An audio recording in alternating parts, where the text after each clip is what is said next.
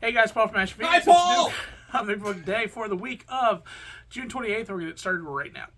This episode brought to you by Paul and Tim Do a Thing. We do a thing. We do like 4 to 5 things a week, so you should definitely check out our music reviews over there. I have a lot of fun. Hey gang, it's Tim from Capes and Scowls, comic book store, Team Ashen, and Paul and Tim Do a Thing. A couple things right off the top. No Matt.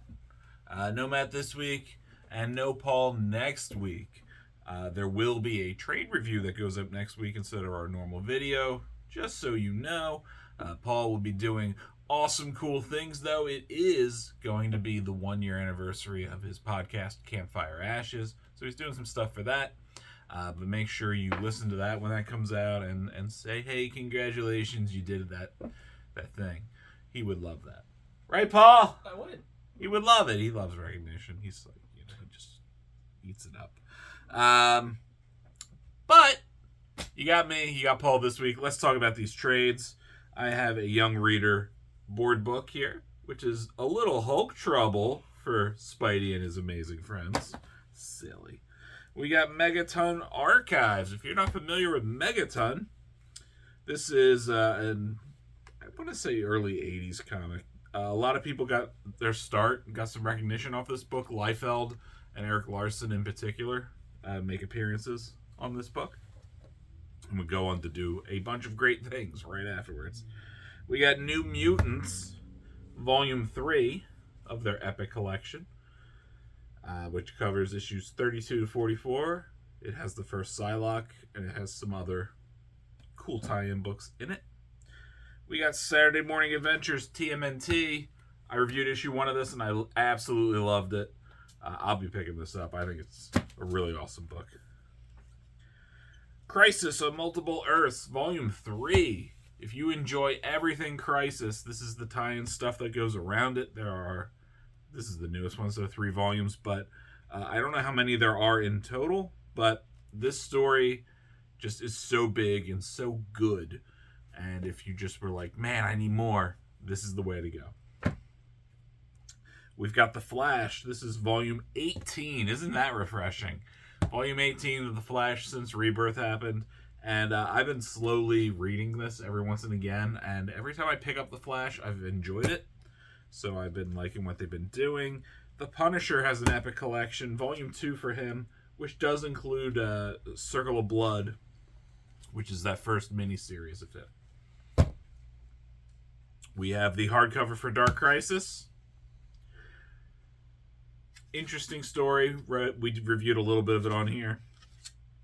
No Crisis on Infinite Earths, but still pretty good, right? Star Wars, The High Republic, The Blade. This is the 1 through 4 of that mini. I don't think it goes beyond that. Philadelphia has a new volume. This is volume 5. Issues 25 to 30. Philadelphia is a cool book. We have Trojan from AWA, which I think is a one and done, maybe? Maybe not. What do I know? Spider-Man, The Last Hunt. The Lost Hunt. Sorry. Craven's story. Good timing on this one.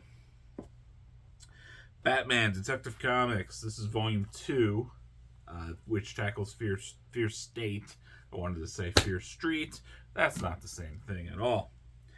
Amazing Spider-Man Epic Collection 15. I don't know if this is a re-release or not, but the stories in this one in particular, I really love, where he beats up Firelord. And they're like, you can't beat up Firelord. He's like, I don't care. And he beats up Firelord. Spoilers. Frank Frazetta's Death Dealer, Volume 1. This is Volume 2. Death Dealer's been very good. If you're down for Frazetta artwork and just things of this style, it does not disappoint. Star Wars Darth Vader is on Volume 6, collecting issues 28 to 32. Also been good. I mean, all the Star Wars stuff, pretty good. And then an epic collection for Cap, Volume 5, which collects a lot of his I'm tired of being Captain America stories, which are fun. First up, we have City Boy issue number 2. Really wanted to see where this goes because of the twist of the big bad behind everything being Darkseid. This gets really, really good because you see him really start to tap into his power and see what's going on, and then you have the evil scientist who basically created him, showing him what he was created for, and that's kind of to basically terraform the world, because that's kind of his power. His power can just kind of shape everything from the city. And this leads in such a weird and interesting direction and really like puts itself smack dab into the DC universe and where that goes from there. This is a fun one to read. The art is awesome and the writing is really good. So you should definitely check it out. All right, first up for me, this is a very good issue. As Thor, issue 35. I'm checking in on Thor. And this is definitely the end of something going on here. But there's a lot going on. We have Jane Foster talking to Odin in the afterlife. We have Thor and Loki both in the present and the past, where they're dealing with a very cool story involving an enchanted knife and some frost giants. And we have some characters from the future. There's so much crammed into this one issue. And some cool stuff with Hela as well. I love Hela. That's kind of why I was like, oh man, I kind of want to just, what's Hela doing? Not a ton in this issue, sadly, but like, she great. Very cool story, very interesting, pushing Thor in a very... I'm curious what direction they're pushing Thor, to be honest with you. It seems like they keep saying they're building something big, and I'm assuming it's going to be some big event and probably alter the Marvel Universe as they do. But I'm kind of excited for it. I'm kind of here for it. So we'll see what happens, but interesting story. Worth a read. And my pick of the week, it is The Neighbors, issue number 4. This just gets creepier and creepier as more and more of Oliver's family is taken away from him because of his isolationism and his paranoia. That part of it is actually very founded, but he's not seeing it because of how set in the ways he is and the way of his thinking. And this just leads to more and more creepiness as the long stretch of where this evil is coming from is finally kind of like put into scope.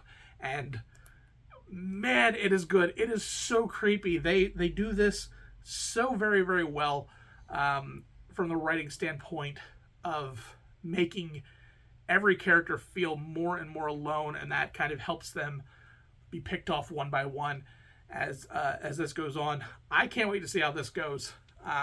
It's really leading up to some creepy vibes. Just the best way to describe it. I want to see where this goes. I have my theories in my head, and I'm curious to see if there's a payoff for that, or if I'm completely wrong. I'm gonna be happy either way, but if I guessed it, yay me. But this is such a good series. You should definitely check out the other issues and then and grab this one too. The art is fantastic and the writing is solid. All right, Paul, it's time for my pick of the week. Do you know what my pick of the week is? No. Really? You can't see it from there? I mean, I was doing the bit. Oh, all right. It's Brynmore. I also wasn't paying attention. Oh, you're good for that. It's Brynmore, issue number 1 from IDW? Yes, IDW.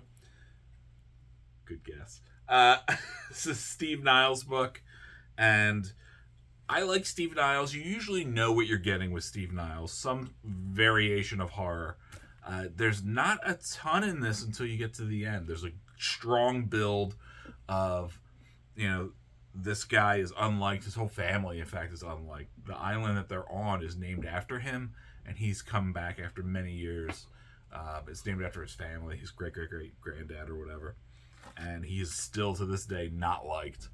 And he's going through a divorce. He's going through, normal stuff that people go through, and he's going to redo the church. It's on land he owns. He's going to tear it apart. He's going to make it a house. He's going to turn it into something useful. And the only person he really makes friends with is the one neighbor and the dog that he shouldn't have fed. So it's very normal stuff, I think. And then it's not. What made me choose to even pick it up, though, is the art.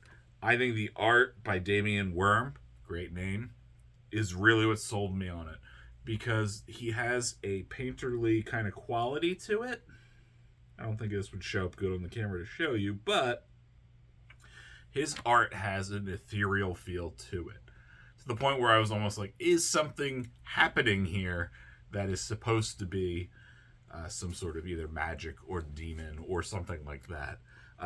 No, it's just a really cool art style, but I'm very curious to see if that is used in a cool way later on, because I'm assuming we're going to get some evil, awful things happening in future issues. If you like Steve Niles, probably best known for 30 Days of Night, this is probably going to be a strong horror entry. I just like the way it was built up. So check it out. I think it's pretty good. All right, and that is it. Thank you guys for hanging out with us. Again, Paul won't be here next week. There will be a video, but not our normal video. There will be a trade review. We appreciate you. Paul definitely appreciates you. He's going to be doing things for his podcast, Campfire Ashes. Make sure you check it out. It will be the first two-parter that they've ever done. Two different stories that kind of coincide, right? No, one story with two phenomena. Two phenomena, one story. Look at all that value. So yeah, make sure you check it out. And I'm happy. I'm happy if you're happy. We'll see you in 2. Hopefully you see our trade review next week as well. Bye.